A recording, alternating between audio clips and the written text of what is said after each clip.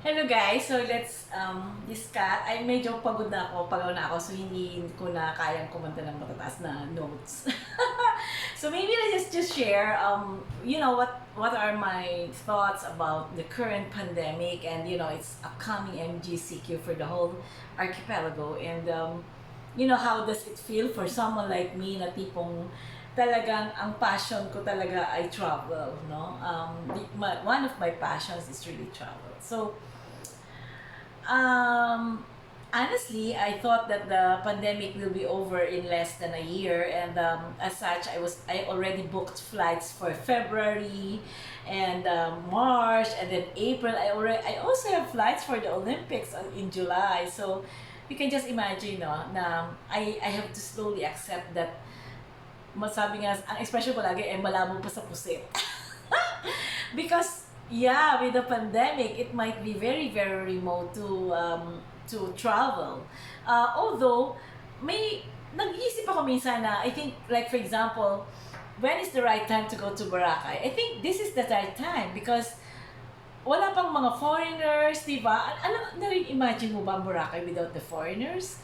Alam mo kasi, yung mga foreigners na, like the Koreans and the Chinese, they fly there by one airplane, directly from China or directly from South Korea. So, you can just imagine, ang daming foreigners dyan. So, I'm not saying that I'm against the foreigners. It's just that, iba pa rin yung you go to Boracay to commune, to have that moment of solitude and, to take stock of yourself. Maraming beses na ako pumunta sa Boracay talaga na ako ay nagmumuni-munit, nag-iisip, no? Na during the hard times, pupunta lang talaga ako doon para mag-isip. And I feel very, very refreshed after. So yun, so parang naisip ko, parang magandang pumunta, no? Although, may mga requirements talaga, like they're very strict on, so sige, pag-usapan natin kung ano yung mga thoughts ko. Yeah, number one, medyo nalulungkot ako kasi nga, na unti-unting nakakancel yung mga flights ko. Nag-i-inform ang Cebu Pacific na talaga nakakancel. And naman, the current state of Cebu Pacific is that medyo nahihirapan din sila on themselves because maraming nagre-refund at maraming hindi nila alam kung kailan talaga magiging normal ang sitwasyon. So, like I plan to go to Hong Kong and enter Hong Kong, exit via Guangzhou, so that I could explore that part of China. And then I also have a flight to I think Ho Chi Minh and exit Bangkok, no? So, meron din akong ganun because I plan to go to Laos, okay? Via bus. Na-cancel din yun. And then I even applied to Dumaguete to visit a very, very good friends there and possibly cross Siquijor again to revive that, was it that particular falls? I can't remember, pero napakagandang falls. Na-cancel din yun. So, what I'm just saying is, of course, because sabihin nyo naman, naisip ko pa yung travel in times of pandemic. Hindi naman. Kaya lang kanya-kanya rin tayo ng diversion and so for us, relieving ourselves of the stress and all the hardships in life, right? So, at ako yung travel sa akin yun, as honestly travel. So, medyo masama ang loob ko, pero wala tayong magagawa kasi because it's a policy across all the parts of the archipelago and it affects everyone anyway, no? Yun nga, it affects the tourism. Isipin ko na lang yung mga gusto-gusto rin naman ng mga tao doon na mag-open ang tourism sa kanila, especially for those people who are really relying on tourism for their livelihood, right? I know some friends who are really relying on that. So, hindi ko ma-imagine for 1 year talaga na how they were able to cope with the hardship of the times, no? So, medyo, pero yun nga, iniisip ko na lang na sense of responsibility din in our part. Like when I went to Mindoro, iniisip ko, oo nga, no, 0 case doon. Paano kung magkaroon ng case dahil sa amin? Di ba nakakaya naman, di ba? Tsaka parang na-infect pa namin sila, which is nak naman sana wala. So, right now, I think the protocol is that in fact, sa Mindoro, hindi na ganun kadaling umuwi. The protocol is they require antigen test or even saliva test or anything except for the rapid test. So they would really require it. So lahat yata ngayon ng particularly air travel and sea travel, they really want antigen test. And even yung cross borders ng mga probinsya, I think Pangasinan is very strict, Tarlac is very strict. they really require swab test and antigen test. And you know naman how much is the swab test, di ba? Buti na lang nagbigay nga ng cap ang DOH for private hospitals. They set it at 5,000. But for public hospitals or public entities, it will be it's 3,800. That's for the RT-PCR test. Although right now, meron nang nauso na saliva test, so that's 2,000. And then the antigen test, it could run from 1,500 to 2,000. Still, gastos din yun, di ba? Pamasahe ko na yun eh. And yun nga, like for example, yung apparently yung tag doon, ano nga to sasabihin ko? Like, if you go to Boracay, they would require, of course, your flight tickets, flight details. They would require your booking, and not all hotels are open. They would require your booking, but the most critical of which is your RT-PCR test, which they are trying to verify before they will issue you a QR code. You cannot enter without having the QR code. So, ganun yung requirement ngayon. So, kumbaga, additional gastos, additional burden, as a sense, and hindi naman additional burden, but as a little sense of responsibility. Kasi, hindi naman madaling mag-process ng mga papers, especially travel authority. In Cavite, you have to process it barangay, medical, and then you go pa to the munisipyo, and then you have to return and all that.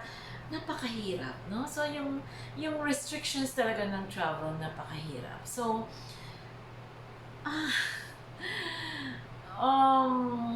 even your own province, you cannot go home. So, yun yung medyo, buti nga nakauwi na kami noong January 6 for the birthday celebration of my mother.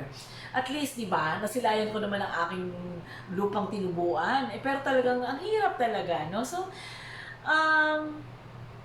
yeah, I really wish that everything would be normalized soonest.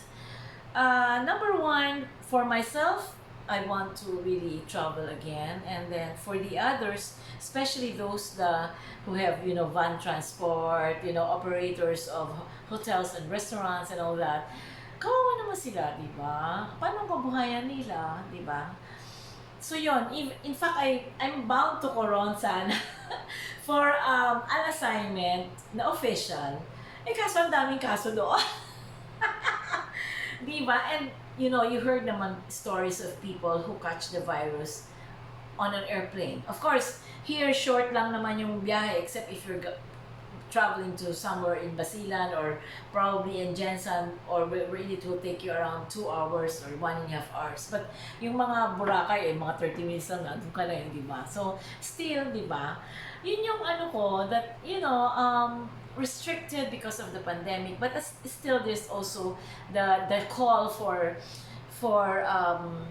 responsibility insofar as we are concerned, that we should ensure that we will not infect anyone if at all we are positive, and sana hindi naman dumating sa ganun. Okay, so hopefully the vaccine will be enforced and implemented soonest. Sana talaga. Sabi nga nung nung isang bihasang doktor is that let's take the vaccine no matter what type it is, because at least meron tayong protection rather than wala, di ba? No matter what the efficacy, 50%, 90%, of course kung akong tatanungin, gusto ko sana yung 99% efficacy, no? And hoping that I could endure the side effects, because apparently the side effect is on the second dose. Tama ba? Yun yata, yun yung nalalaman ko na nababasa ko lang, hindi naman ako malinig magbasa. But anyway, I'm hopeful that, come Southeast Asian Games, which is in November, we can probably proceed with our trip in Hanoi, no? And like for me, I want to take side trip to you for the Kaindi Temple, and also possibly Da Nang for the Da Nang Bridge, yung nakakonect na gano'n, I like it, So, kanya-kanya kasi tayong passion, kanya-kanya tayong diversion, kanya-kanya tayong bisyo.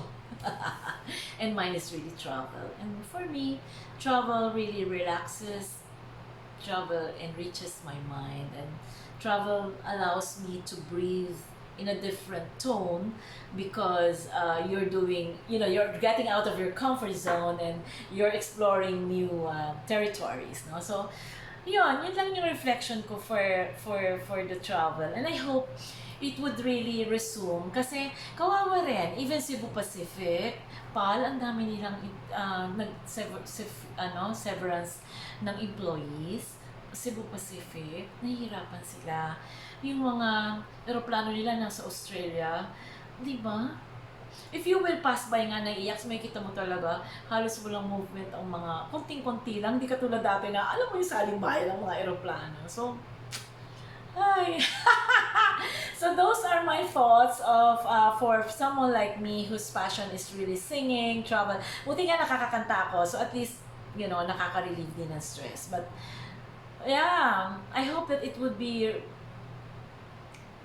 revived soon and ang dami ko na-cancel. Last year, sobrang dami. Japan, China, I even have a Soc Sergeant trip down to Cotabato or Sultan Kudarat.